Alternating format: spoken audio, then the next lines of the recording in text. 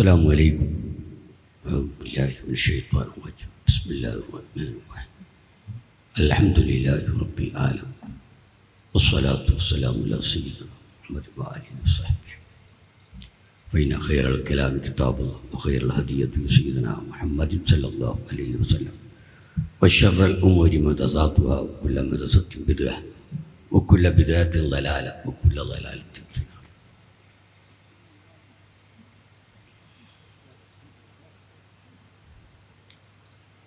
أعوذ بالله من الشيطان الرجيم.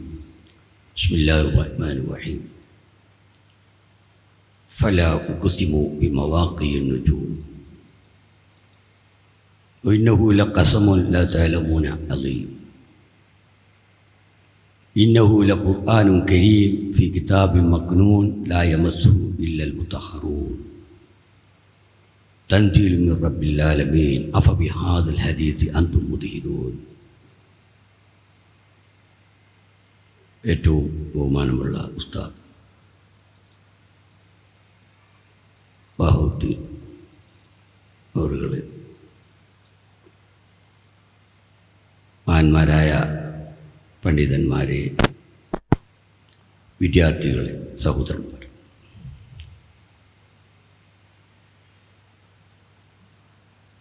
ഖുർആനും ആർട്ടിഫിഷ്യൽ ഇൻ്റലിജൻസും എന്നത് സംബന്ധിച്ച ഒരു 40 മിനിറ്റിൽ ഒതുങ്ങുന്ന സംസാരമാണ് എന്നെ ഏൽപ്പിച്ചിട്ടുള്ളത്.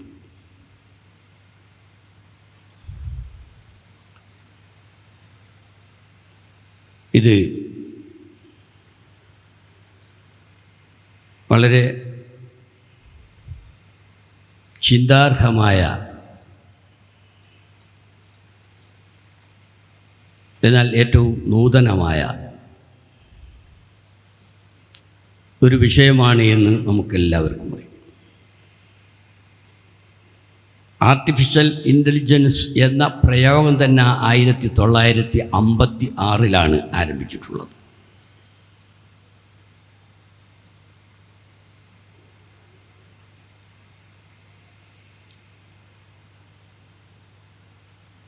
ഇവിടെ പ്രധാനമായി നാം മനസ്സിലാക്കേണ്ടത്, ഇന്ന് ആധുനിക ലോകത്ത് എന്തൊരു സംശയവും ഭൗതികമായി ഉണ്ടെങ്കിൽ ഇനി കുറേ ആത്മീയമായിട്ട് എന്ന് പറയാം,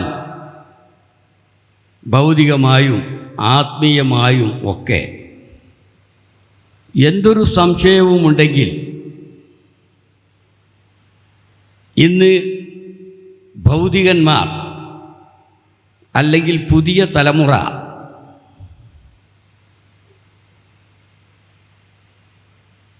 ചിന്തിക്കുന്നത്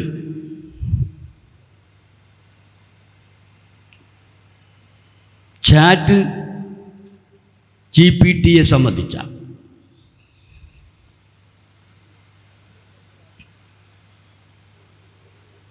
അതുമായി ബന്ധപ്പെട്ടാൽ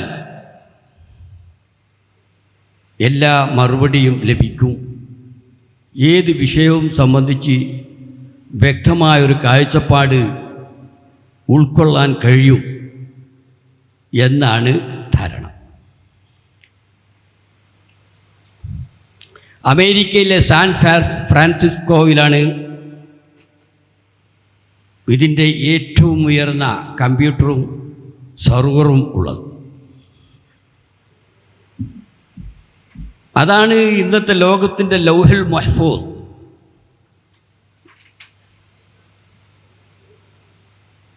ആ സെർവറുമായി ലോകത്തിൻ്റെ വിവിധ ഭാഗങ്ങളിലുള്ള ശാസ്ത്രജ്ഞരുടെ കമ്പ്യൂട്ടറുകളും സെർവറുകളുമെല്ലാം ബന്ധപ്പെടുത്തിയിരിക്കുന്നു.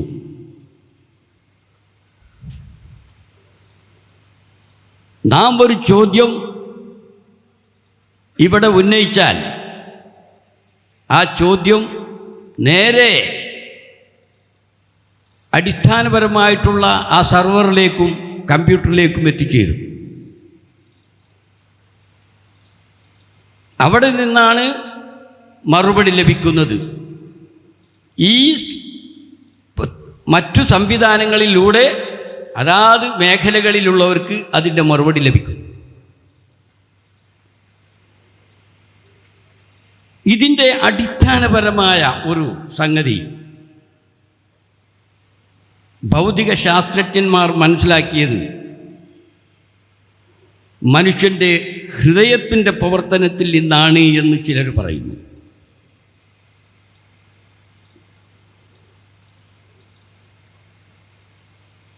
ഹൃദയത്തിൻ്റെ ചിന്തക്കും ഹൃദയത്തിൻ്റെ വിജ്ഞാന ശേഖരണത്തിനും യഥാർത്ഥത്തിൽ പരിധിയില്ല.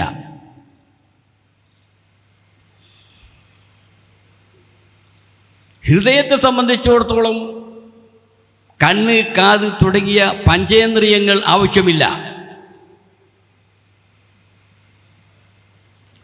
ഹൃദയത്തെ മനസ്സിലാക്കുമ്പോൾ അങ്ങനെയാണ്. ഏത് ലോകത്തു നിന്നും ആശയങ്ങളും ചോദ്യങ്ങളും ഉൾക്കൊള്ളാൻ ഒരു ശരിയായ പൂർണ്ണത പ്രാപിച്ച ഹൃദയത്തിന് സാധിക്കും. ആ ചോദ്യങ്ങൾക്കൊക്കെ മറുപടി നൽകാനും ഹൃദയങ്ങൾക്ക് സാധിക്കും.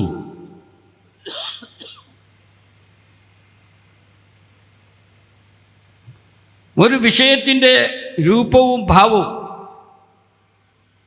ഉദാഹരണമായി ഒരു സ്ഥലത്ത് നടക്കുന്ന സമ്മേളനത്തിലെ ആളുകളെയും അവിടുത്തെ സ്റ്റേജിനെയും അവിടുത്തെ സംവിധാനങ്ങളെയും എല്ലാം ഹൃദയം ഉൾക്കൊള്ളും. കുറേ കാലം കഴിഞ്ഞാലും അത് അപ്പടി ഹൃദയങ്ങളിൽ ഉണ്ടായിരിക്കും. ഇനി ഇവിടെ വരാൻ പോകുന്നത് ഹൃദയങ്ങളിൽ നിന്ന് അത്തരം ഫോട്ടോകൾ പുറത്തെടുക്കാൻ സാധിക്കും. ഇപ്പോൾ നാം പ്രത്യേക സ്ഥലങ്ങളിൽ നിന്ന്, സ്റ്റേജുകളിൽ നിന്നുമൊക്കെ ഫോട്ടോ എടുക്കുന്നുണ്ടല്ലോ. ഇതെല്ലാം ഹൃദയങ്ങളിലുണ്ട്. അതിൻ്റെ പ്രത്യേക രൂപഭാവങ്ങളോട് കൂടെ ഹൃദയത്തിലുണ്ട്. ആ ഹൃദയങ്ങളിൽ നിന്ന് ഇതിൻ്റെ അസ്സൽ ഫോട്ടോ എടുക്കാൻ സാധിക്കും എന്നതാണ് ഇന്ന് ലോകം ചിന്തിച്ചു കൊണ്ടിരിക്കുന്നത്. അങ്ങോട്ടാണ് ലോകം നീങ്ങുന്നത്.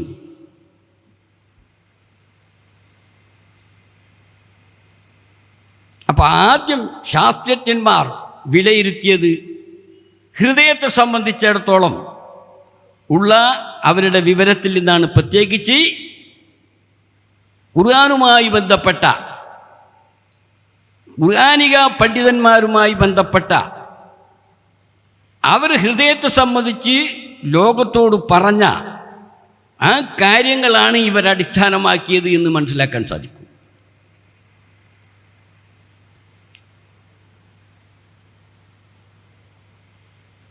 അങ്ങനെ ഈ ഒരു ആശയത്തിൽ അവരെത്തിച്ചേർന്നു. ശാസ്ത്രജ്ഞന്മാരിൽ നല്ലൊരു വിഭാഗം ഖുർആൻ പഠിച്ചവരും ഇസ്ലാമിക ചിന്ത ഉള്ളവരുമാണ്. അതുകൊണ്ട് അവർ പഠിച്ചു, അവർ ചിന്തിച്ചു. ഏത് ലോകത്തുള്ള കാര്യങ്ങൾ ഉൾക്കൊള്ളാനും മനസ്സിലാക്കാനും ഹൃദയത്തിന് സാധിക്കുമെങ്കിൽ അതിന് തുല്യമായിട്ടുള്ള ഒന്ന് ആധുനിക ലോകത്ത് നമുക്കുണ്ടാക്കാൻ സാധിക്കണം. അങ്ങനെയാണ് ചാറ്റ് GPT രംഗത്ത് വരുന്നത്. Chat GPT, generative free train transformer. ഇതാണ് GPT-യുടെ ഫുൾ.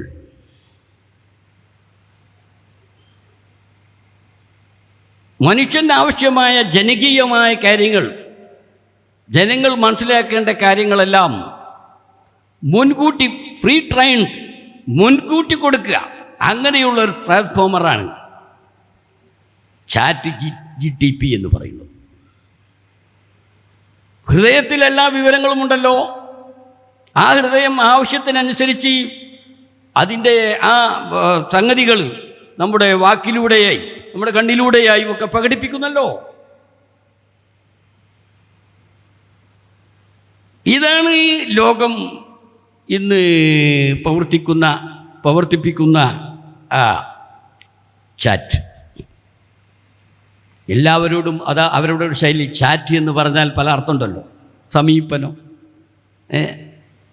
നല്ല ബന്ധം സ്ഥാപിക്കൽ, ശൃംഗാരം, ഇങ്ങനെ പല അർത്ഥങ്ങളും ചാറ്റിനുണ്ട്. ഈ നിലക്ക് നാം ചിന്തിക്കുമ്പോൾ ഖുർആനിൽ നിന്നാണ് അടിസ്ഥാനപരമായി അങ്ങനെ ഒരു ആശയം അവർക്ക് ഉൾക്കൊള്ളാൻ കഴിഞ്ഞത് എന്ന് വരുന്നു. നമുക്കറിയാമല്ലോ, സ്റ്റീഫൻ ഹോക്കിംഗ്, അദ്ദേഹം 2-3 വർഷങ്ങൾക്ക് മുമ്പ് മരണപ്പെട്ടുപോയി. അദ്ദേഹം യൂറോപ്യൻ യൂണിവേഴ്സിറ്റികളിലും മറ്റുമൊക്കെ ക്ലാസ് എടുത്തിരുന്നു. അദ്ദേഹത്തിൻ്റെ കണ്ണ് വർക്ക് ചെയ്യാറില്ല, കാത് വർക്ക് ചെയ്യാറില്ല. അദ്ദേഹം ശാരീരികമായി ഒരു വർക്കും നടത്തുന്നില്ല.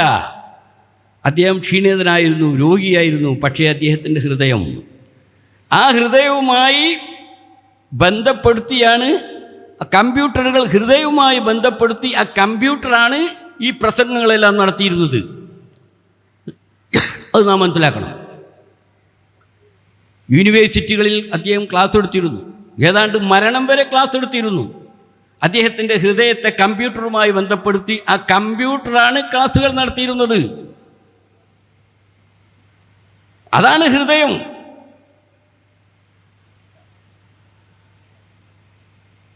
ഏതാണ്ട് അദ്ദേഹത്തിൻ്റെ ഈ ജീവിതത്തിൻ്റെ തുടക്കം മുതൽക്ക് തന്നെയാണ് ഇങ്ങനെയുള്ള സംവിധാനങ്ങളെക്കുറിച്ച്, ചാറ്റിനെക്കുറിച്ചും മറ്റുമൊക്കെ ചിന്തിക്കുന്നത്.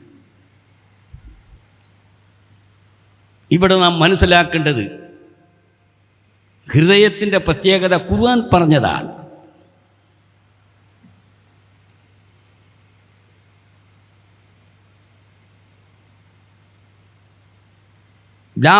ഫലാ ഉഖ്സിമു ബിമവാഖിഇ നുജൂം,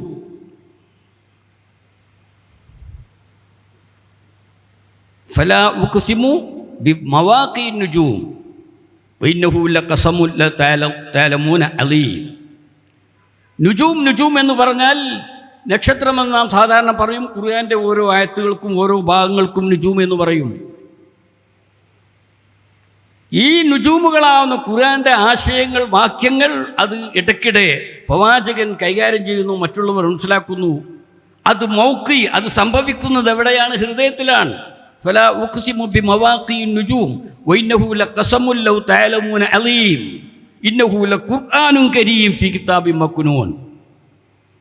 അത് ആദരണീയമായ ഖുർആനാണ്. ഫീ കിതാബിൻ മക്നൂൻ ലാ യമസ്സുഹു ഇല്ലൽ മുതഹ്ഹറൂൻ തൻസീലുൻ മിർ റബ്ബിൽ ആലമീൻ. ഇനി കാണാം ഖുർആനിൽ വഇന്നഹു ലതൻസീലു റബ്ബിൽ ആലമീൻ നസല ബിഹി റൂഹുൽ അമീൻ അലാ ഖൽബിക് ലിതകൂന മിനൽ മുൻദിരീൻ ബിലിസാനിൻ അറബിയ്യിൻ മുബീൻ വഇന്നഹു ലഫീ സുബുരിൽ അവ്വലീൻ.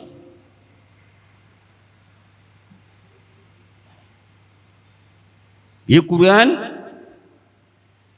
തൻസീലു റബ്ബിൽ ആലമീൻ, ലോകരക്ഷിതാവായ ലോകപരിപാലകനായ അള്ളാഹു അവതരിപ്പിച്ചതാണ്.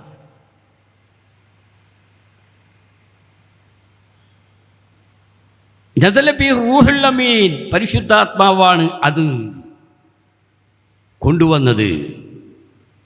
ഇങ്ങോട്ടെത്തിക്കുന്നതിൻ്റെ ഓപ്പറേറ്റർ അദ്ദേഹമാണ്. നസല ബിഹി റൂഹുൽ അമീൻ അലാ ഖൽബിക്, അലാ ഖൽബിക്, തങ്ങളുടെ ഹൃദയത്തിന്മേൽ, നബിയുടെ ഹൃദയത്തിലാണ്. നാം സാധാരണ വസ്തു കേൾക്കുന്ന കാതിലൂടെ പോയി ഹൃദയത്തിലെത്തുന്നെങ്കിൽ റസൂലുള്ളാഹിന്റെ നേരിട്ട് കൽബിലാണ്. കാത് കേൾക്കില്ല എന്നല്ല. അലാ ഖൽബിക് ലിതകൂന മിനൽ മുൻദിരീൻ. അപ്പോൾ ആ കൽബ് വാനലോകവുമായി ബന്ധപ്പെട്ട്, അദൃശ്യലോകവുമായി ബന്ധപ്പെട്ട് ഈ ആശയം ഉൾക്കൊള്ളാൻ പറ്റുന്നെങ്കിൽ അത് കൽബിൻ്റെ പ്രത്യേകതയാണ്. എല്ലാ കൽബും ഒരുപോലെയല്ല, പക്ഷേ കൽബിൻ്റെ പ്രത്യേകതയാണ്. അങ്ങനെയുള്ള കൽബുകളും ഉണ്ടാകാം. അത് ഓരോ ആളുടെയും വ്യക്തിത്വത്തിൻ്റെ അടിസ്ഥാനത്തിൽ, അയാളുടെ ശാരീരികമായ അടിസ്ഥാനത്തിൽ മാറ്റങ്ങൾ ഉണ്ടാകും. അലാ ഖൽബിക് ലിതകൂന മിനൽ മുൻദിരീൻ. ഇതുപോലെ തന്നെ നമുക്കറിയാം നബി സല്ലല്ലാഹു അലൈഹി വസല്ലമ തങ്ങളെ സംബന്ധിച്ചിടത്തോളം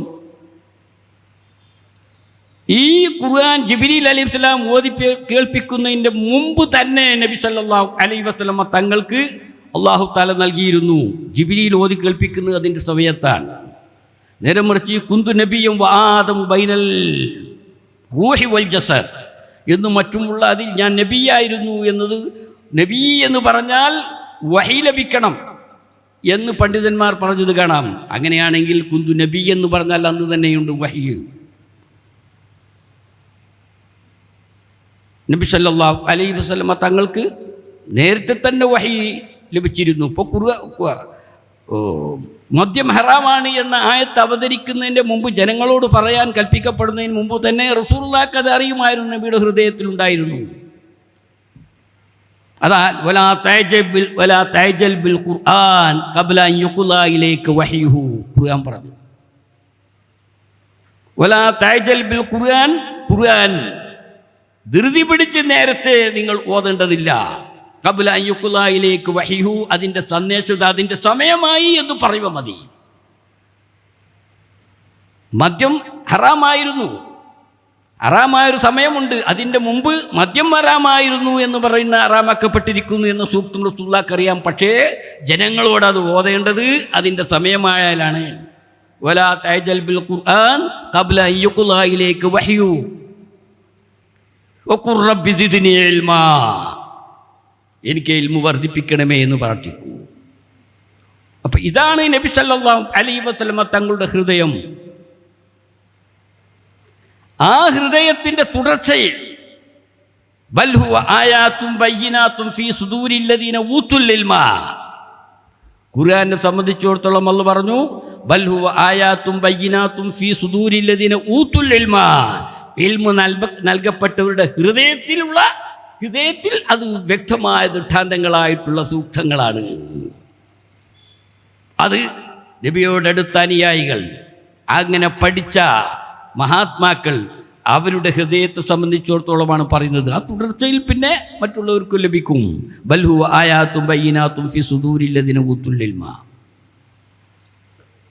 ഇനി ഈ പ്രത്യേകത വാസ്തവത്തിൽ ഖുർആന് മാത്രവുമല്ല, ഖുർആൻ അതിൻ്റെതായ രൂപത്തിലാണ്. അതേ സമയത്ത് നമ്മുടെ വൈജ്ഞാനിക കാര്യങ്ങളെല്ലാം, നാം പഠിക്കുന്ന കാര്യങ്ങളെല്ലാം ഹൃദയം സ്റ്റോക്ക് ചെയ്യുന്നുണ്ട്. പക്ഷെ അത് വിചാരിക്കുമ്പോൾ ലഭിക്കുന്നുണ്ടോ ഇല്ലേ, അത് വേറൊരു വിഷയമാണ്.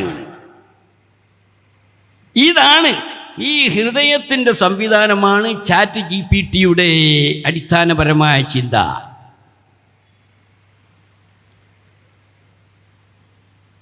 ആർട്ടിഫിഷ്യൽ ഇൻ്റലിജൻസ് എന്ന് പറയുമ്പോൾ ആ രംഗത്ത് ഒരുപാട് ശാസ്ത്രജ്ഞന്മാരെ നമുക്കറിയാം. ഏതാണ്ട് അതിൽ കൂടുതൽ അവസാനമായി ചിന്തിച്ചത് ഇലോൺ മസ്കാണ്.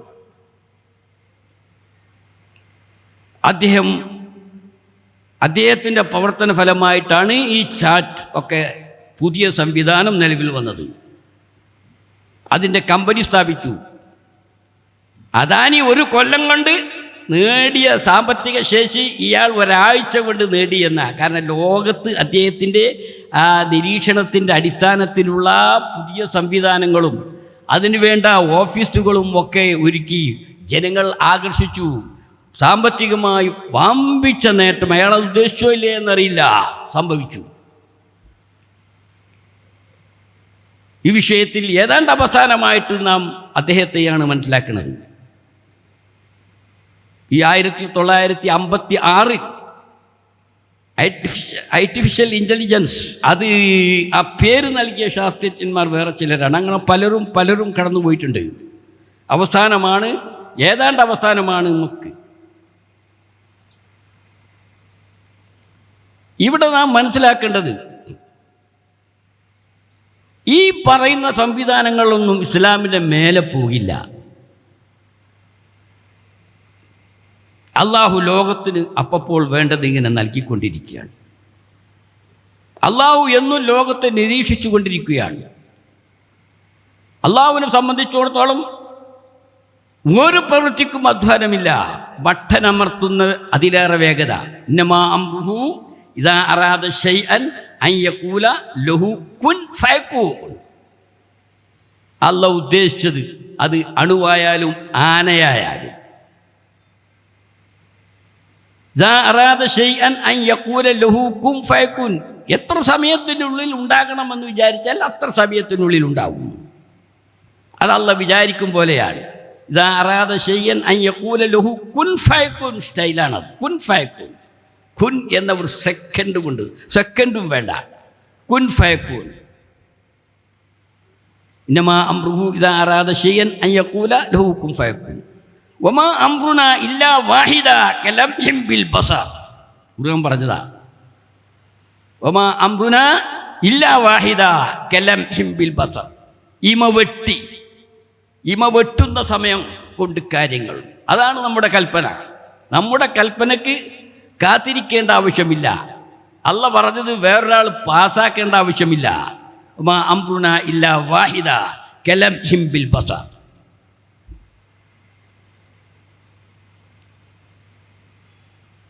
ഇങ്ങനെയാണെങ്കിൽ അള്ളാഹുവിൻ്റെ സംവിധാനത്തിൻ്റെ ഭാഗമായിട്ട് നമുക്ക് ഈ ആർട്ടിഫിഷ്യൽ ഇൻ്റലിജൻസും മറ്റുമൊക്കെ കാണാൻ സാധിക്കും. എന്നാൽ ഇതിനേക്കാൾ വലുത് ഇനി വരാനിരിക്കുന്നു. ഇനിയിപ്പോൾ ശാസ്ത്രം ചിന്തിക്കുന്നത്, ആർട്ടിഫിഷ്യൽ ഇൻ്റലിജൻസ് എന്ന് പറഞ്ഞാൽ നമ്മൾ സാധാരണ പറയും ഇൻ്റലിജൻസ് എന്ന് പറഞ്ഞാൽ ബുദ്ധിയാണല്ലോ, നിർമ്മിത ബുദ്ധി. പക്ഷേ ഇനി ഇവിടെ വരാൻ പോകുന്നത് നിർമ്മിത മനുഷ്യനാണ്. നിർമ്മിത മനുഷ്യൻ ഇവിടെ വരും. മുമ്പ് ശാസ്ത്രം അതിനു വേണ്ടി മുന്നോട്ട് വന്നപ്പോൾ പോപ്പാണ് അത് വിരോധിച്ചത്. അത് വേണ്ട, ഈ ജനങ്ങളൊക്കെ അത് ഉണ്ടാക്കിയവരുടെ ശാസ്ത്രജ്ഞന്മാരുടെ അടിമകളായിട്ട് വിലയിരുത്തപ്പെടും, അത് വേണ്ട. പക്ഷേ ശാസ്ത്രം അതിന് തയ്യാറാണ്. ശാസ്ത്രം അതിനെക്കുറിച്ച് ആലോചിച്ചു കൊണ്ടിരിക്കുന്നു. അങ്ങനെ വരുന്നൊരു കാലമുണ്ടായാൽ, അങ്ങനെ വരുമ്പോൾ ആ ശാസ്ത്രജ്ഞൻ്റെ അടിമകളാവുമോ മനുഷ്യരില്ല? അതാവൂല. ഇസ്ലാമികമായി ഒരിക്കലും അടിമയാകില്ല. അടിമ അള്ളാഹുവിൻ്റെ അടിമ തന്നെയാണ്.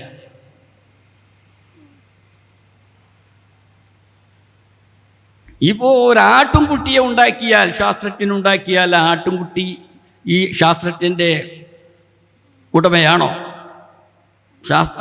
ആട്ടുംകുട്ടിയുടെ ശരിയായ മാലിക്, അടിമ എന്നൊക്കെ പറയാവുന്ന വിധത്തിലുള്ള ആ അധികാരം ഉണ്ടാക്കിയ ശാസ്ത്രജ്ഞനുണ്ടോ? ഇല്ല.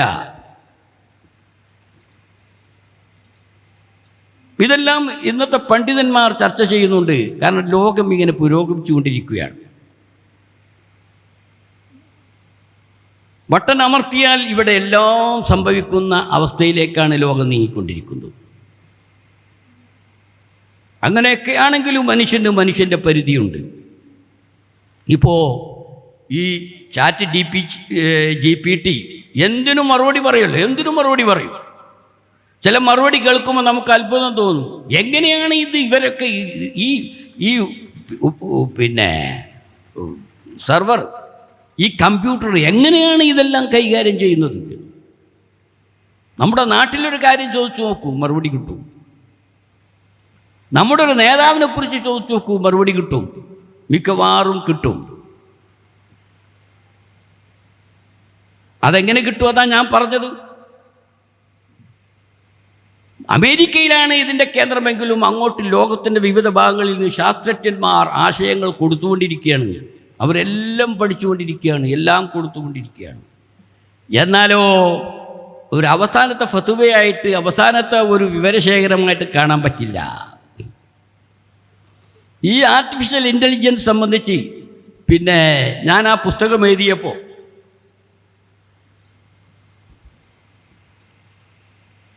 ചോദിച്ചു, എന്താണ് ഇതിന്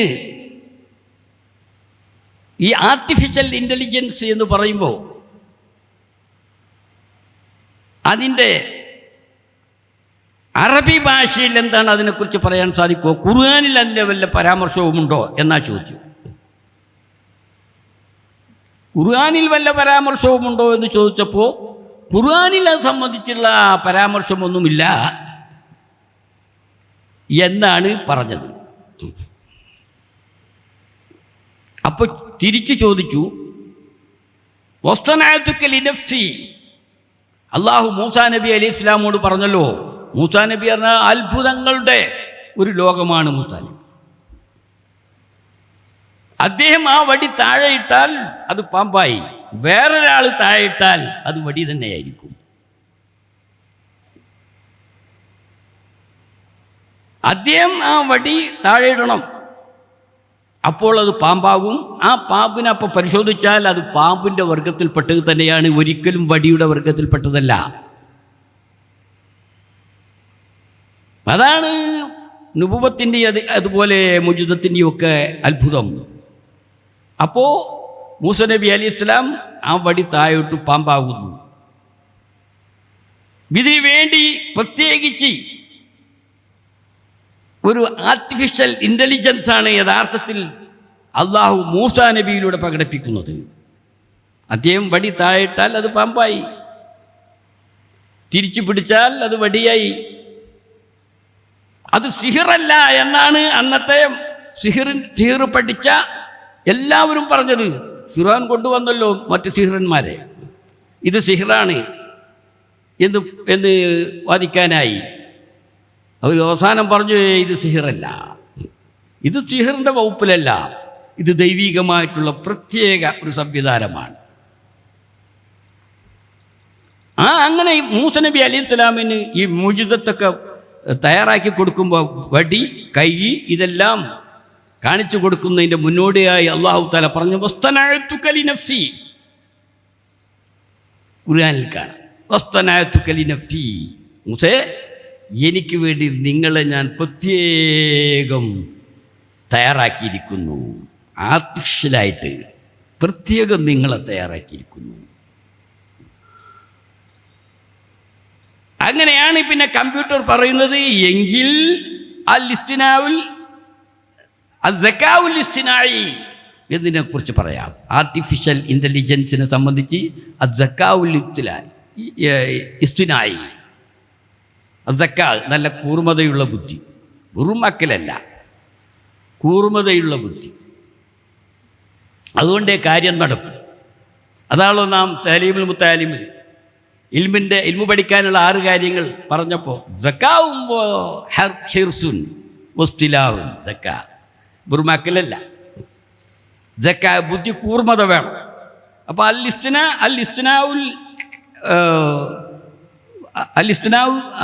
സക്കാഉൽ ഇസ്തിനാഇ എന്ന പേരാണ് അത്. നാം അങ്ങോട്ട് ഈ പദം സൂചിപ്പിച്ചപ്പോഴാണ് കമ്പ്യൂട്ടർ ഇങ്ങോട്ട് പറയുന്നത്.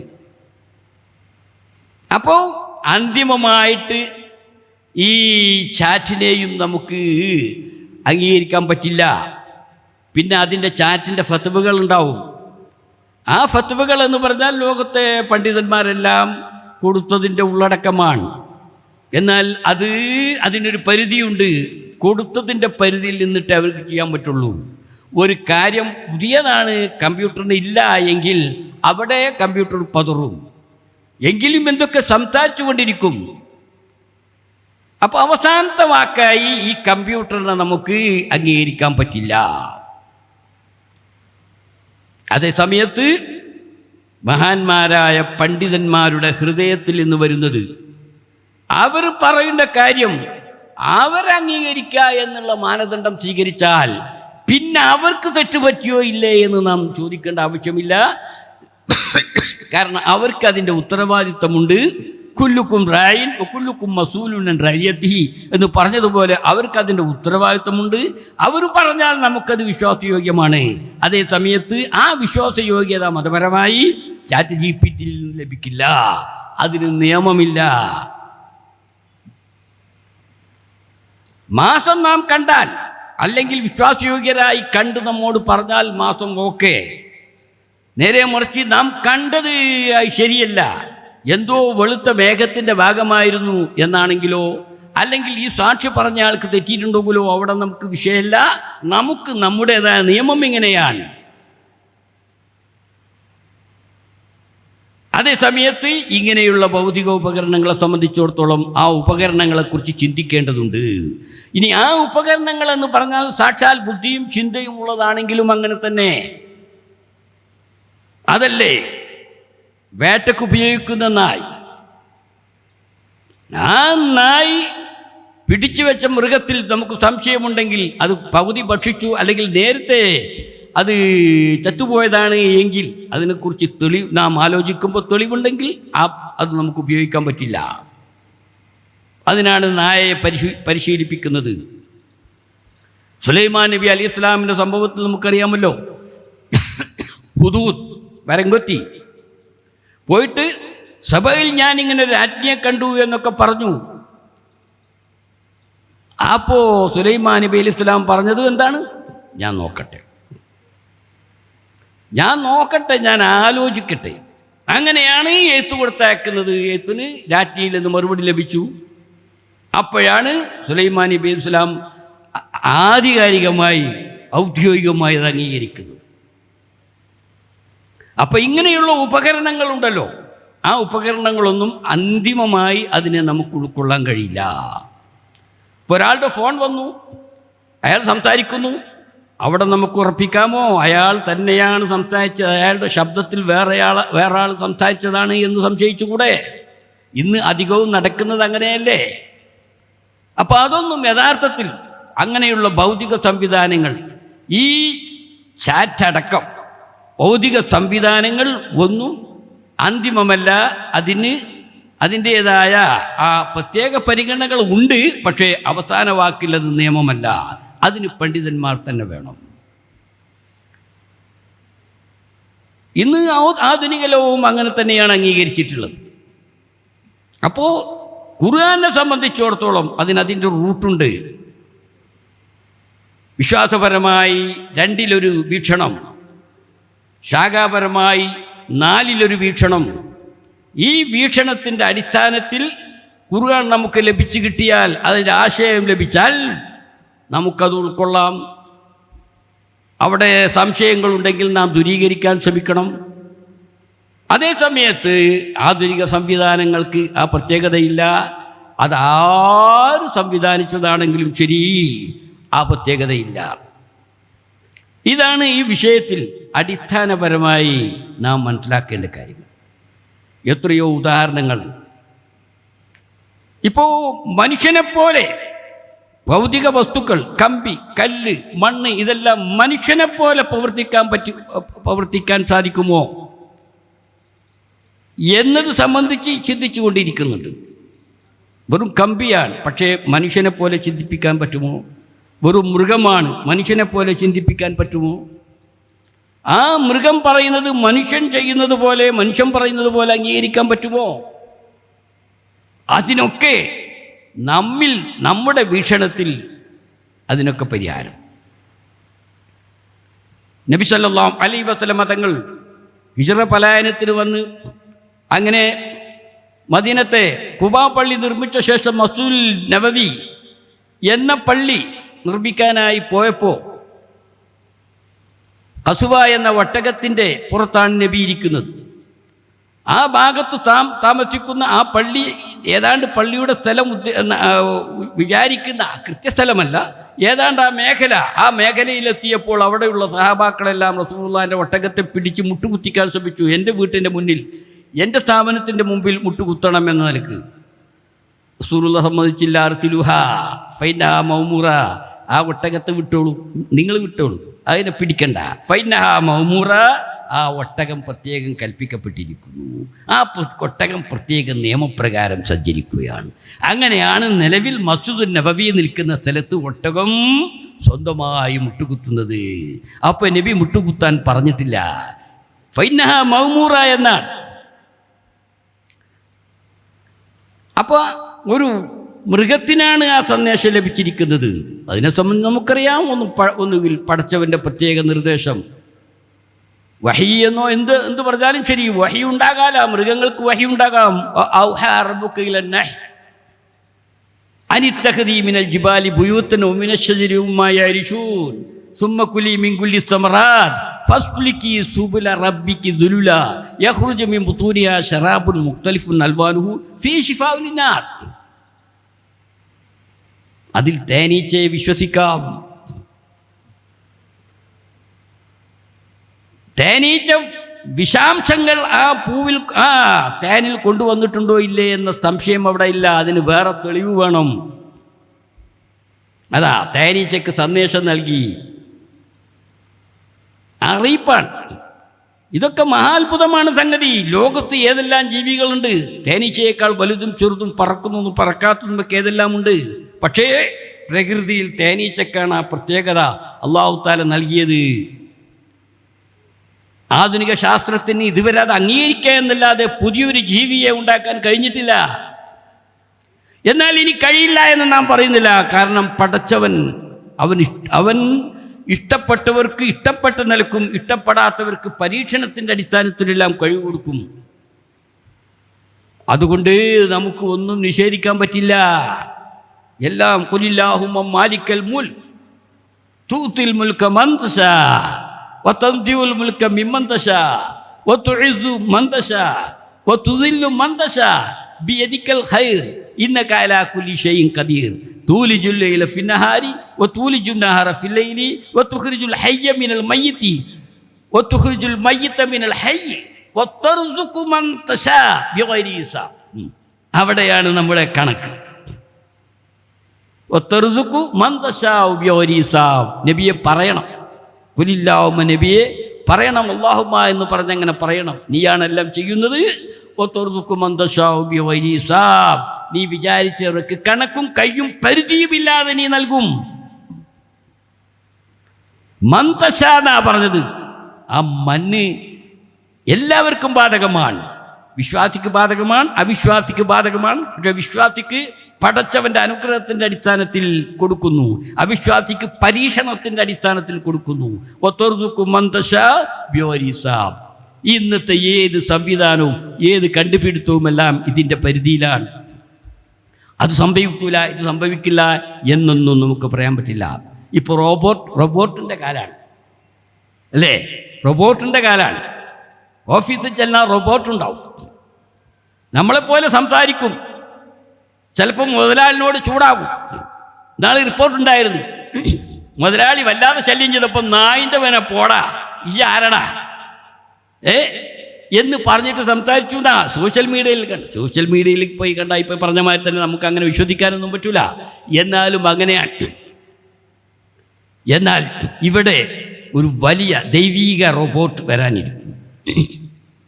وَإِذَا وَقَعَ عَلَيْهِمُ الْقَوْلُ أَخْرَجْنَا لَهُمْ دَابَّةً مِنَ الْأَرْضِ تُكَلِّمُهُمْ أَنَّ النَّاسَ كَانُوا بِآيَاتِنَا لَا يُؤْمِنُونَ. ഖിയാമത്തിന്റെ ഉത്തരവ്, അന്ത്യനാളിൻ്റെ ഉത്തരവ്. അന്ത്യനാൾ എന്നൊക്കെ പറഞ്ഞാൽ ഇപ്പോൾ ഉള്ള നാൾ അവസാനിക്കുന്ന നാൾ എന്നർത്ഥം. അതുകൊണ്ട് എല്ലാം അവസാനമല്ല. അന്ത്യനാൾ. ഇദാ വഖഅ അലൈഹിമുൽ ഖൗൽ അഖ്റജ്നാ ലഹും ദാബത്തൻ മിനൽ അർദ്. ഭൂമിയിൽ നിന്നൊരു മൃഗത്തെ നാം അവർക്ക് പുറത്തെടുക്കും. പണ്ഡിതന്മാർ പറയുന്നുണ്ട്, അന്ന് അധിക മനുഷ്യരും മൃഗങ്ങൾ തന്നെയായിരിക്കും. എന്തും ചെയ്യാം, അധിക മനുഷ്യരും മൃഗങ്ങളായിരിക്കും. അപ്പോൾ അവരെ നയിക്കാൻ ഒരു മൃഗം തന്നെ. അഖ്റജ്നാലഹും ദാബത്തൻ മിനൽ അർദ്. ആ മൃഗം പറയും, ഇവിടെ ജനങ്ങളൊന്നും വിശ്വസിക്കുന്നില്ല, അതുകൊണ്ട് അവരെ കൈകാര്യം ചെയ്യാനാണ് എന്നെ അയച്ചിരിക്കുന്നത്. ആ മൃഗം യുദ്ധം ചെയ്യും, ഉപദേശ നിർദ്ദേശങ്ങൾ നൽകും, എല്ലാ കാര്യങ്ങളും ചെയ്യും. അഖ്റജ്നാലഹും ദാബത്തൻ മിനൽ അർദ്. അന്ത്യനാളിൻ്റെ അടയാളത്തിൽ ദാബത്തുൽ അർദ് എന്ന് മനസ്സിലാക്കുന്നുണ്ടല്ലോ. ആ ദാബത്ത് ഏതാണ് അപ്പോൾ ഉണ്ടാക്കുന്നു? അതല്ല, നേരത്തെ പിന്നെ ഒരു ഒട്ടകത്തിൻ്റെ കുട്ടി ഓടിപ്പോയിട്ടുണ്ടല്ലോ, ഒരു പ്രവാചകൻ്റെ ആ കുട്ടി വലുതായി ആ കുട്ടിയാണെന്നുണ്ട്. എന്തെങ്കിലും ആകട്ടെ, ഓരോന്ന് പറഞ്ഞാൽ അതിൻ്റെ പിന്നാലെ ഒരുപാട് വ്യാഖ്യാനങ്ങൾ, കൊള്ളാവുന്നതും കൊള്ളരുതാത്തതും ഒക്കെ ഉണ്ടാവും. നാം അത് അംഗീകരിക്കുന്നില്ല. പക്ഷേ ഇവിടെ വസ്തുനിഷ്ഠമായി അഖ്റജ്നാലഹും ദാബത്തൻ മിനൽ അർദ്, രണ്ട് കൈയും രണ്ട് കാലും ഇങ്ങനെ 4 കാലിൽ ജീവിക്കുന്ന നടക്കുന്ന ഓടുന്ന ഒരു ദാമ്പത്യത്തിനയക്കും. അന്നത്തെ ഏറ്റവും ഉയർന്ന ഏറ്റവും ലൈറ്റസ്റ്റ് റിപ്പോർട്ടായിരിക്കും. ഇതൊക്കെ ഇവിടെ വരാൻ പോകുന്നു. അപ്പോൾ ഈ ലോകത്ത് ഇന്നത് വരും ഇന്നത് വരില്ല എന്ന് അവസാനമായി പറയാൻ നമുക്ക് കഴിയില്ല. ഓരോന്നും വരുമ്പോൾ കാണാം എന്ന് മാത്രമേ അതിനെ സംബന്ധിച്ച് നമുക്ക് മനസ്സിലാക്കാൻ കഴിയുകയുള്ളൂ. ചുരുക്കി പറഞ്ഞാൽ നാം മനസ്സിലാക്കേണ്ടത് ഇതൊന്നും ഇസ്ലാം മതത്തിൻ്റെ മേലെയല്ല. ഏത് പുതിയ സംവിധാനങ്ങൾ വന്നാലും അതിന് ഇസ്ലാം മതത്തിൻ്റെ ഒരു കാഴ്ചപ്പാടുണ്ടായിരിക്കും. ഇവിടെ എല്ലാം അല്ലാഹുവാണ്, എല്ലാത്തിൻ്റെയും അവസാനം അല്ലാഹുവാണ്. വൽ അവ്വലു വൽ ആഖിറു വൽ ലാഹിറു വൽ ബാത്തിനു വഹുവ ബികുല്ലി ഷൈഇൻ.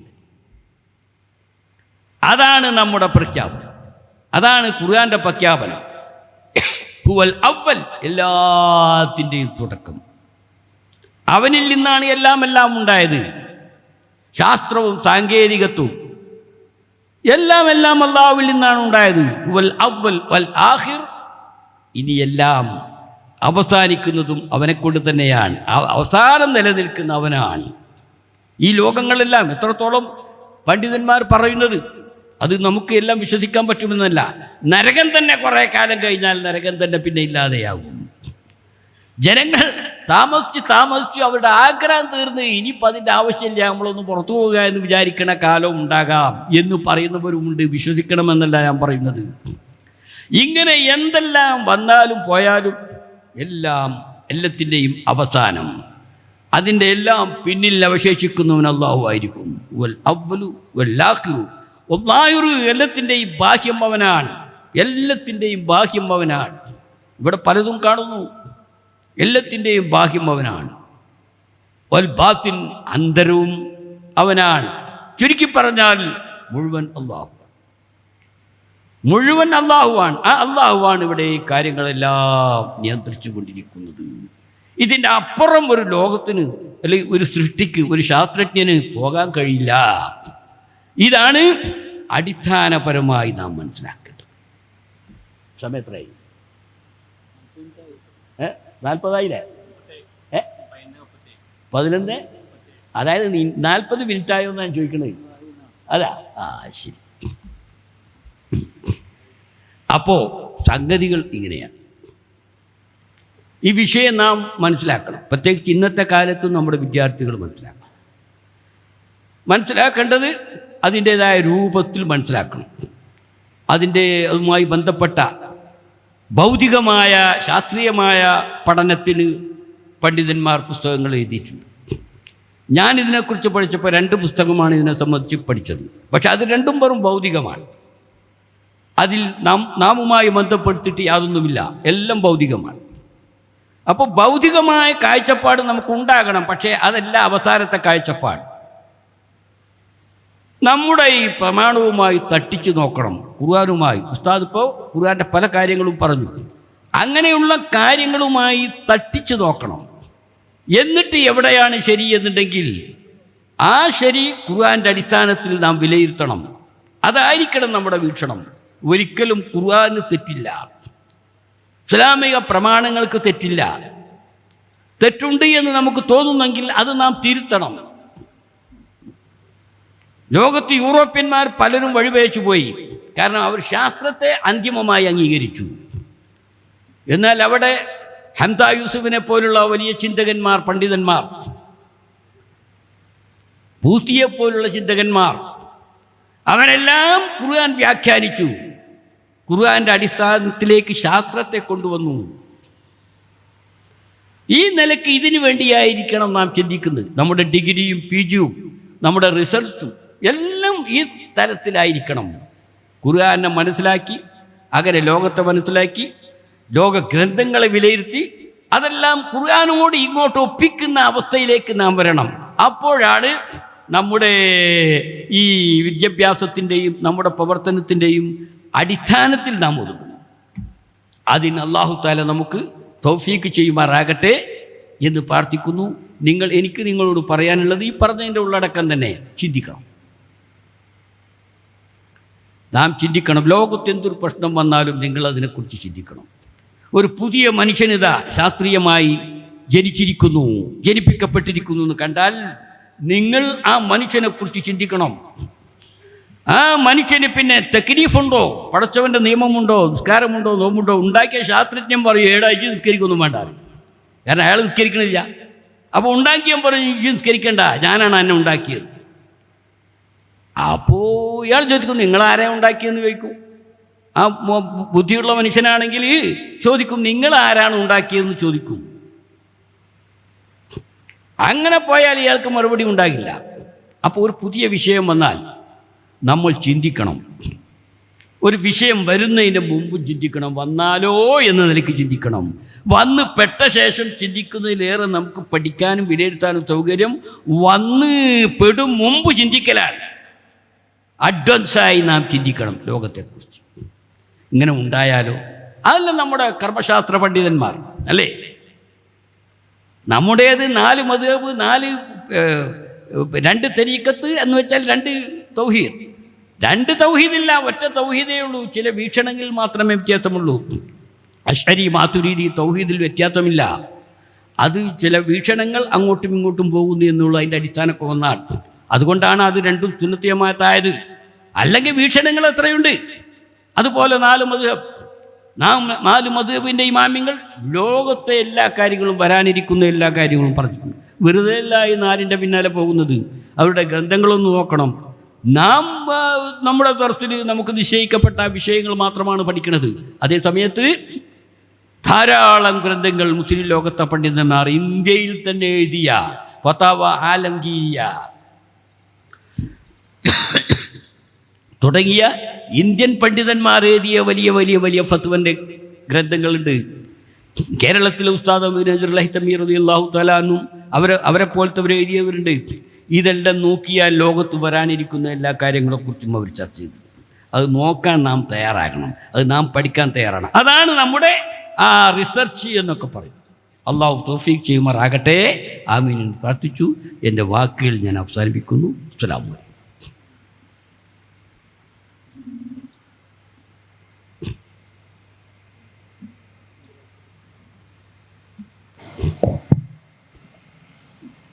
ഏകദേശം ഒരു 20 മിനിറ്റ് 15 മിനിറ്റ് നമ്മുടെ സംശയ നിവാരണങ്ങൾക്കും ചോദ്യങ്ങൾക്കും ഉള്ളതാണ്.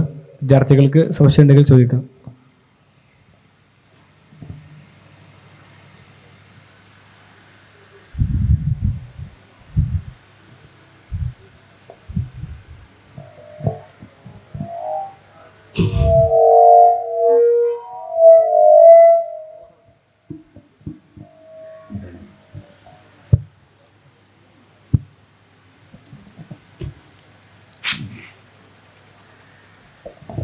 അസ്സലാമു അലൈക്കും.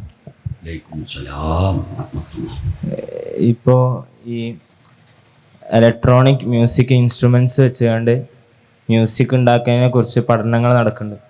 ഇപ്പോൾ ഓരോ പഠനങ്ങളിൽ ചില ഭാഗങ്ങൾ ഹലാലാകും എന്ന അർത്ഥത്തിലുള്ള പഠനങ്ങൾ വരുന്നുണ്ട്.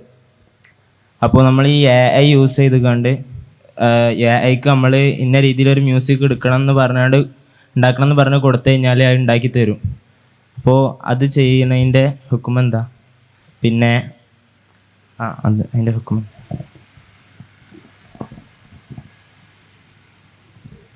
ഇത് ചോദ്യം ഹുക്കുമിൻ്റെ ചോദ്യമാണ്.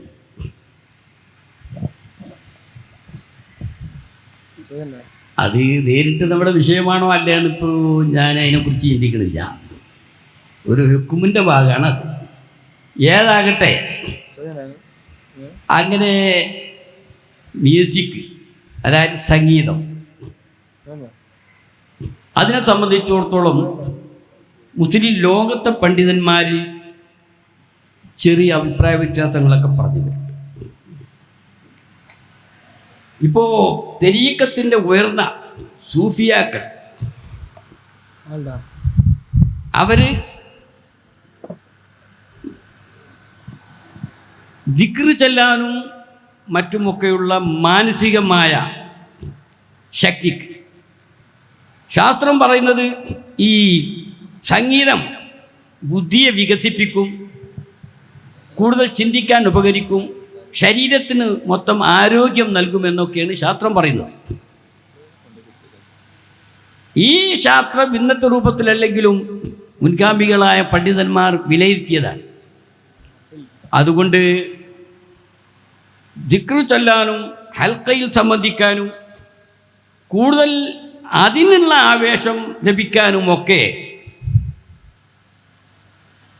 കുറച്ചൊക്കെ സംഗീതമാകാം എന്നാണ് അവർ പറഞ്ഞിട്ടുള്ളത്. പിന്നെ മദ്ഹബുകളിൽ ചില അഭിപ്രായ വ്യത്യാസങ്ങളൊക്കെ നമുക്ക് കാണാൻ സാധിക്കും. അത് കുഴപ്പമില്ല, കുഴപ്പമുണ്ട് എന്നൊക്കെ.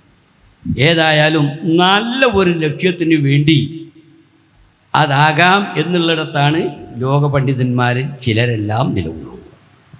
ഇതാണ് അതിനെ സംബന്ധിച്ചിടത്തോളം നമുക്ക് പറയാൻ.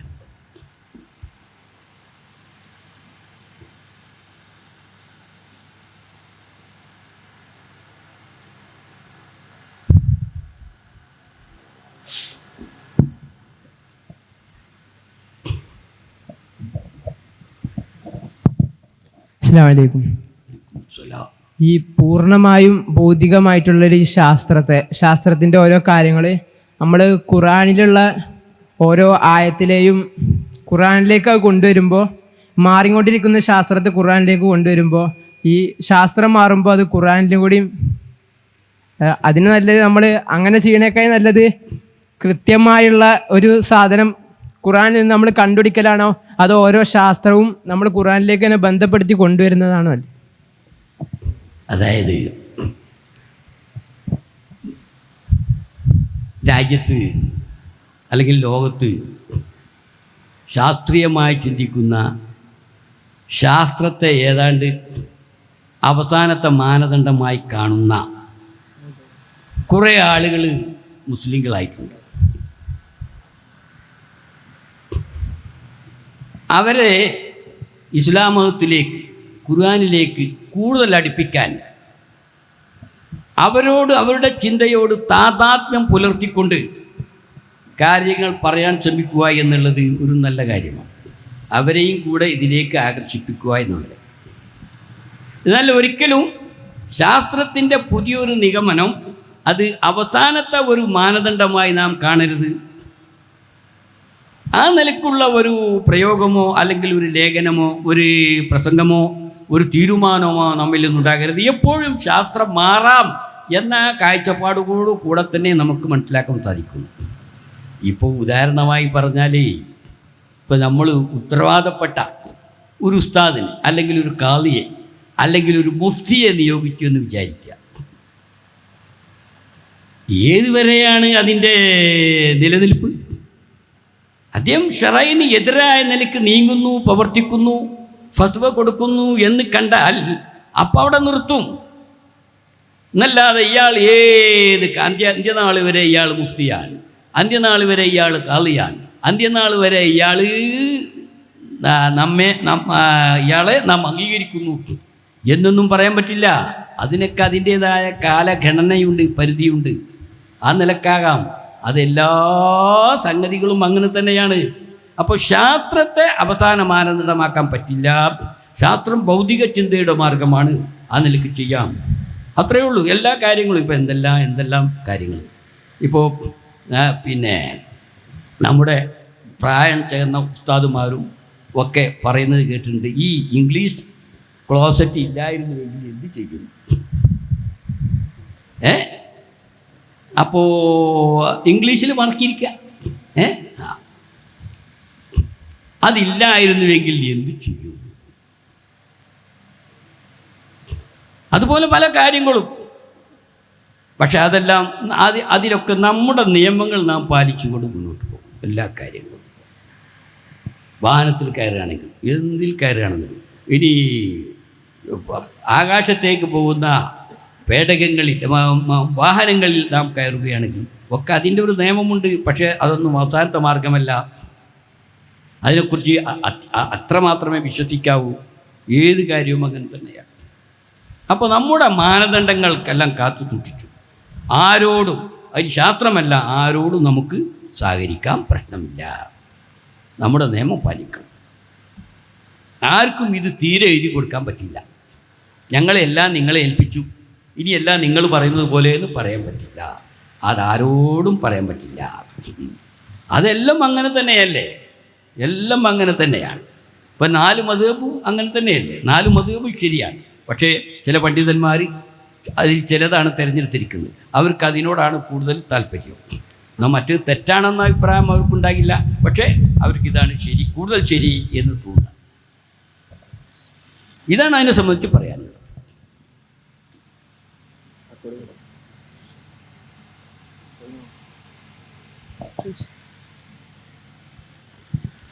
അസ്സലാമു അലൈക്കും വറഹ്മത്തുള്ളാഹി. വഅലൈക്കും സലാം. ഉസ്താദിൻ്റെ പുസ്തകത്തും വായിച്ചിട്ട് അതിൽ നിന്നുള്ള ചോദ്യമാണ്. അതിൽ ആദം നബി ഒരു ഇൻസാനുൽ കാമിൽ എന്നുള്ള രൂപത്തിലേക്ക് പരിപൂർണമായ മനുഷ്യൻ ആദം നബിയാണ് എന്നുള്ളത് അതിൻ്റെ ഒരു വിശദീകരണം. പുസ്തകം വായിച്ച സ്ഥിതിക്ക് അതിൽ തന്നെ അതിൻ്റെ വിശദീകരണം ഉണ്ട് എന്നാണ് ഞാൻ മനസ്സിലാക്കിയിട്ടുള്ളത്.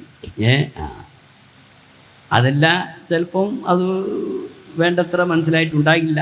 അത് നമ്മൾ അല്ലെങ്കിൽ സാധാരണ ഇൻസാനുൽ കാമിൽ എന്ന് പറഞ്ഞാൽ നബിനെ പറ്റിയാണ്ടല്ലേ പറയല്.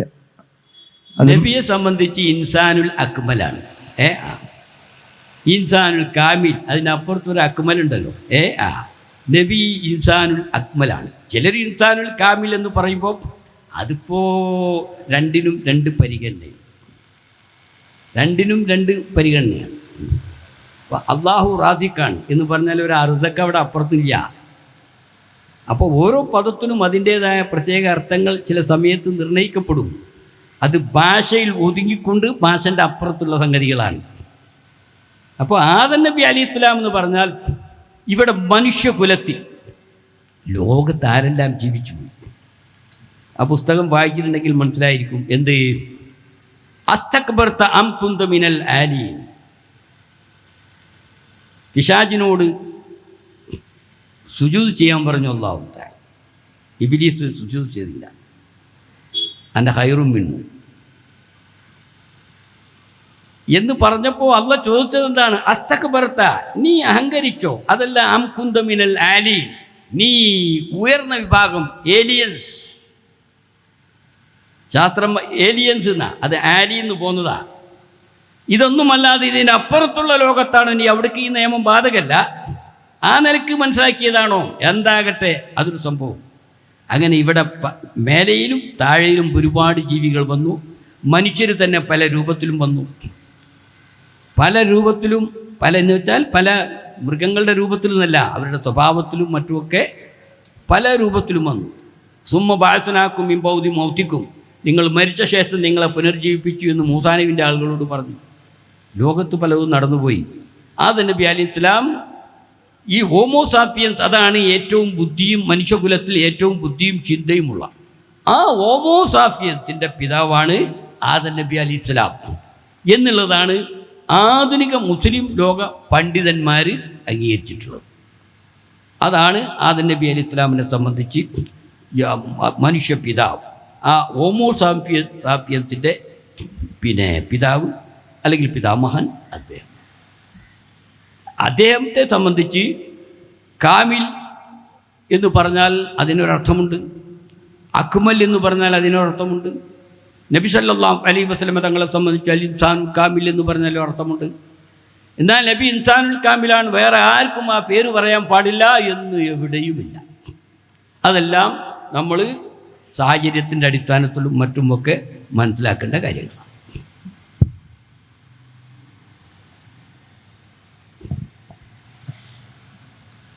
പിന്നെ ഇത് ഈ വിഷയവുമായി വലിയ ബന്ധമല്ല, എന്നാലും ആ കിതാബിൽ തന്നെ സാമരിനെ പറ്റി പറയുന്നുണ്ട്.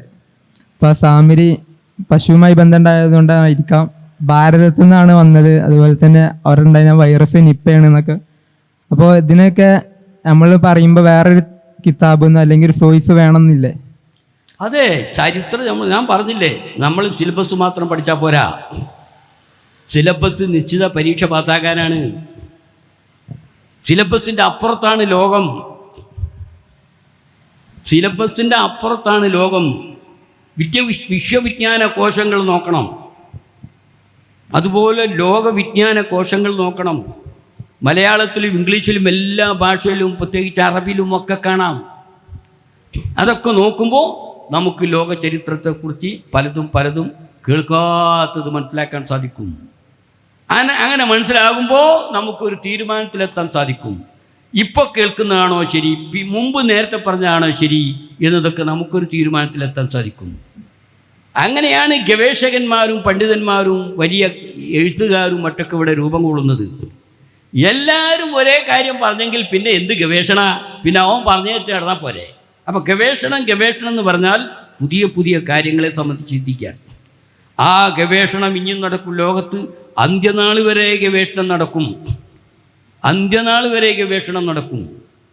ഏറ്റവും വലിയ ഗവേഷകനായിരിക്കും നമ്മുടെ അവസാനം വരുന്ന ഇമാമുണ്ടല്ലോ,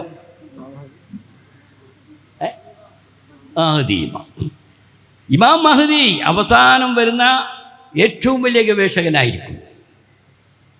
ആ ഇമാം മഹദി വരുമ്പോൾ എത്രത്തോളം ഇമാം സുയൂത്തി തൻ്റെ ദുറുൽ മൻസൂറിലും അതുപോലെ അൽ ഇക്ലീലിലൊക്കെ പറയുന്നത് കാണാം. അദ്ദേഹത്തിൻ്റെ ആവീലിൽ ഫത്താവ അതിൽ പറയുന്നത് കാണാം. ഈ ഈസാ നബി അവസാനം വന്നാൽ അല്ലെങ്കിൽ മഹദി ഇമാം അവസാനം വന്നാൽ ഏത് മദ്ഹബ് അനുസരിച്ചായിരിക്കും അവർ പ്രവർത്തിക്കുക എന്ന്. ഏത് മദ്ഹബായി അവിടെ പറയുന്നു. ഒന്നുകിൽ അവർക്ക് ബോധ്യപ്പെട്ട് നിലവിലുള്ളതാണെങ്കിൽ അത്, അല്ലെങ്കിൽ അവർ ഗവേഷണത്തിന് അർഹരായിരിക്കും. അതുകൊണ്ട് അവർക്ക് അവരുടെ നിയമവുമായി മുന്നോട്ട് പോകാൻ കഴിയും. അതായിരിക്കുമെന്ന് ജനങ്ങളുടെ നിയമം. ജനങ്ങൾ അവരംഗീകരിക്കുമ്പോൾ നിയമം. അപ്പോൾ ഇവിടെ പഠനം ഒക്കെ റബ്ബി സിദ്നി ഇൽമാണ്. വലാ തഅജൽ ബിൽ ഖുർആൻ ഖബ്ല അൻ യുഖ്ലാ ഇലൈക വഹ്യു. ഒക്കെ റബ്ബി സിദ്നി ഇൽമാ, എനിക്ക് ഇൽമു വർദ്ധിപ്പിക്കണമേ. അതിന് പരിധിയില്ല. ഈ വിവരം എന്നും അത് വർദ്ധിച്ചുകൊണ്ടിരിക്കണം. അതാണ് നമുക്ക് വേണ്ടത്.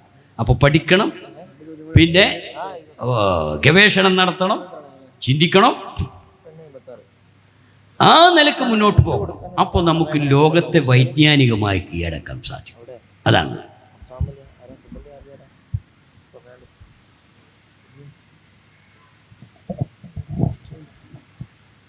അസ്സലാമു അലൈക്കും. ഈ ഖുർആനിൽ പറഞ്ഞ ഇൽമ് എന്നുള്ള കൺസെപ്റ്റ് ഇല്ലേ, ആ ഒരു ഇൽമ് എന്നുള്ള കൺസെപ്റ്റ് നമുക്ക് ഈ അതിനെ കുറിച്ച് പറയാൻ പറ്റുമോ? ഈ ഇൽമുണ്ടായാൽ ഹിദായത്താവും എന്നുള്ള അങ്ങനത്തെ കുറിച്ച് ചോദ്യം ഒന്നും കൂടി ആവർത്തിക്കണം. ഇൽമ് എന്നുള്ള കൺസെപ്റ്റ് ഇല്ലേ ഖുർആനിലെ? ഇൽമ്, ശരി. അത് ഈ അതിനെ കുറിച്ച് നമുക്ക് പറയാൻ പറ്റുമോ എന്ന ചോദ്യം.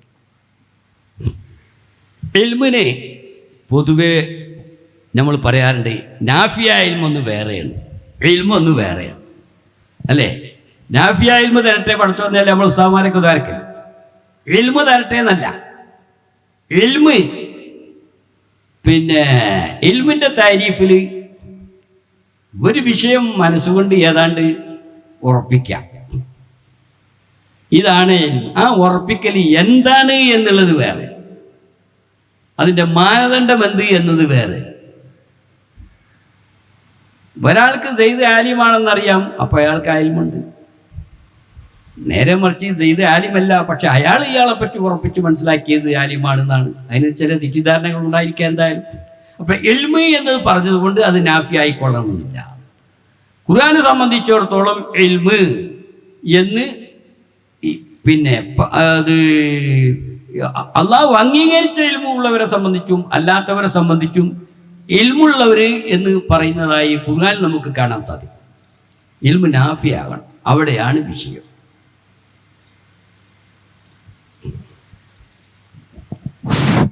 അസ്സലാമു അലൈക്കും. ഒരു സൂറത്ത് AI മുന്നിൽ കൊടുത്തിട്ട് ഒരു സ്കാൻ ചെയ്ത് AI പറയാം തത്തുല്യമായത് നിർമ്മിക്കൂ, തരൂ എന്ന് പറഞ്ഞാൽ, അല്ലെങ്കിൽ ഇതിനേക്കാളും ബെറ്ററായിട്ട് ഒരു സൂറത്ത് തരൂ എന്ന് പറഞ്ഞാൽ, അത് വളരെ വ്യക്തമായി ഒരു സൂറ നമുക്ക് നൽകും. അപ്പോൾ പിന്നെ എവിടെയാണ് ഇജാസ് എന്നൊരു ഇഷ്കാൽ നമ്മളെ മനസ്സിൽ കടന്നു വരും? അതാണ് ചോദ്യം. അത് നിലവിലുള്ളതിനേക്കാൾ അത് ഉന്നതമാണ്, സാഹിത്യ സമ്പുഷ്ടമാണ് എന്നൊക്കെ എങ്ങനെ തീരുമാനിക്കും? അത് തീരുമാനിക്കുന്ന ഒരു സമിതി, ഒരു ജൂറി എവിടെയാണുള്ളത്? അത് നമ്മൾ ആദ്യം മനസ്സിലാക്കണം. അത് തീരുമാനിക്കുന്ന ഒരു ടീം ആരെയാണ് അതിനെ അംഗീകരിച്ചത്? അത് പറയുന്നതായി അവസാന വാക്കായി അംഗീകരിച്ചത്. അപ്പോൾ അവിടെ നമ്മൾ അതിൻ്റെ ഉള്ളിൽ ശരിക്കും ചിന്തിക്കേണ്ടി വരും. ഇത് പിന്നെ വെല്ലുവിളിയെ ലംഘിക്കുന്ന രൂപത്തിലാണോ അല്ലാത്ത രൂപത്തിലാണോ എന്ന് നാം ചിന്തിക്കേണ്ടി വരും. ഇന്നിപ്പോൾ അങ്ങനെ ഒരു സംഭവം ഉണ്ടായി. അപ്പോൾ പൊതുവെ ശ്രോതാക്കും നിങ്ങളുടെ ശ്രോതാവിനെ വിളിച്ചോളൂ എന്നൊക്കെ പറഞ്ഞാൽ ആ ശ്രോതാവ് അതിനെ സംബന്ധിച്ച് പൊതുവെ ശ്രോതാക്കെന്ന് പറഞ്ഞാൽ നിങ്ങൾക്ക് കൊണ്ടുവരാൻ പറ്റുന്ന ശ്രോതാവ് എന്നാണ് അതിൻ്റെ അർത്ഥം. അപ്പോൾ അത് പ്രത്യേകിച്ച് ആരെയും നിർണയിക്കപ്പെട്ടിട്ടില്ല. അങ്ങനെ വരുമ്പോൾ ഇത് ഖുർആനെ വെല്ലുവിളിക്കുന്ന രൂപത്തിലായിട്ടുണ്ടോ എന്നുള്ളത് ചിന്തിക്കേണ്ട സംഗതിയാണ്. അവിടെ ഇതുപോലത്തെ ഒരു രൂപത്തിലും കൊണ്ടുവരാൻ പറ്റില്ല എന്ന് പറയുന്ന വീക്ഷണപ്രകാരം പിന്നെ അവിടെ കൊണ്ടുവരുന്ന പ്രശ്നമില്ല, കൊണ്ടുവന്നാൽ അതിന് തകരാറുകളുണ്ടായി. അത് അടിസ്ഥാനപരമായി ആന്തരികമായി ചിന്തിച്ചിട്ടേ അങ്ങനെ ഒരു തീരുമാനത്തിൽ എത്താത്തത്. അതാണ് അതിലുള്ളത്. പിന്നെ ഖുർആന്റെ ഏജാദിൻ്റെ അവസാനത്തെ മാനദണ്ഡം എന്ത്? ഏജാദ് ഏറ്റവും കൂടുതൽ ഊന്നൽ നൽകുന്നത് എന്ത് എന്ന് സംബന്ധിച്ച് ചില പണ്ഡിതന്മാരൊക്കെ പറഞ്ഞിട്ടുണ്ട്. അവർ പറഞ്ഞത് ഇങ്ങനെ കുറച്ച് വാക്കുകൾ ഉണ്ടാക്കൽ മാത്രമല്ല എന്നാണ്. ഇപ്പോൾ അബു ഹയ്യാൻ അൽ-തുലസി അദ്ദേഹത്തിൻ്റെ പിന്നെ തഫ്സീറിൻ്റെ പേര് ഞാൻ പെട്ടെന്ന് മറന്നുപോയി.